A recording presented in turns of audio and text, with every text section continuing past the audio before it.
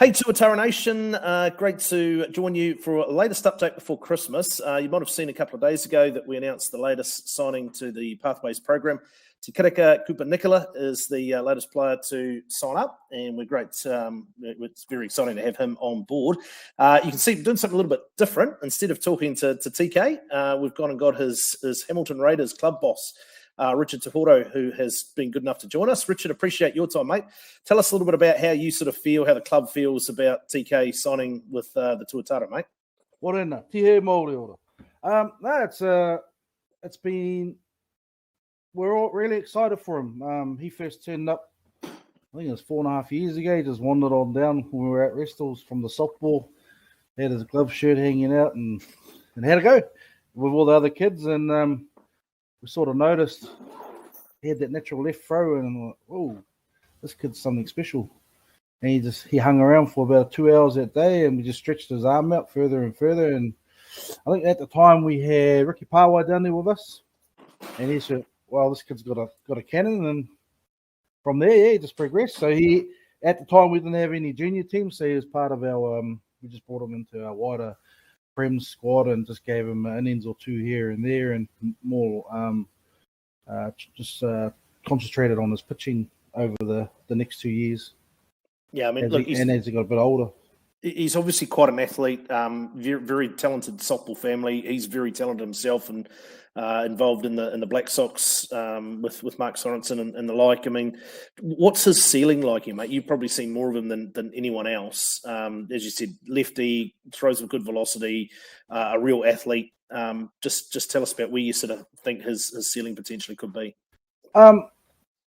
He's definitely he wants to be a two-way player. He's very fast. Runs the bases real fast. He can hit. He's strong. You know, he's a true athlete. When COVID hit the first lockdown, I had him signed to go over and spend 3 to 6 months with Mr. Ray Brown at his club in Murray Giants in Canada. And I basically said to him before, once everything was starting to get in place, don't expect to come home.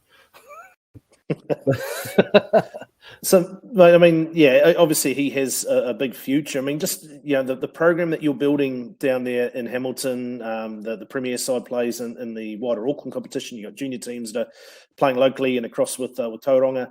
The facility is amazing. We'll get to that in a moment. But just, the state of the club, the health of the club in general, mate? Yep, no, we're growing. We're growing fast.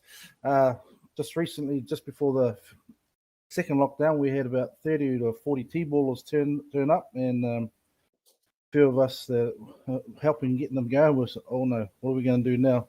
More uniforms, more equipment, more, have to provide the facilities and infrastructure for these kids. So it was good. After the lockdown, about 25 came back. So now we're growing, we're healthy with the kids, and that's the target we're going to aim, as the kids, going to put it all together for the kids. Get them on the field. What about your premier side, mate? Just say playing in the Auckland competition. How do you sort of see? Obviously, that's been delayed because of the COVID situation, primarily in Auckland, but also impacting you guys in the Waikato as well. Getting underway in early January now. How do you sort of see the premier team competing this season? Look, we've struggled. To be brutally honest, we've struggled in the past with numbers of the men's.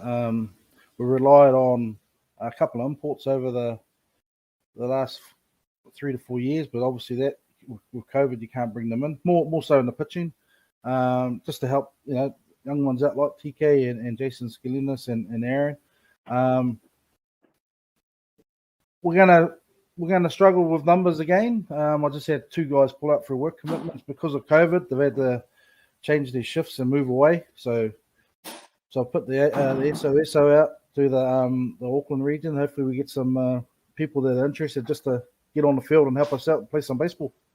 Well, mate, if there's people out there considering that at the moment, I can tell you, having visited, you've got the best facility in the country, bar none. I mean, it is the work that you guys have put into that facility is, massive hat tip to you.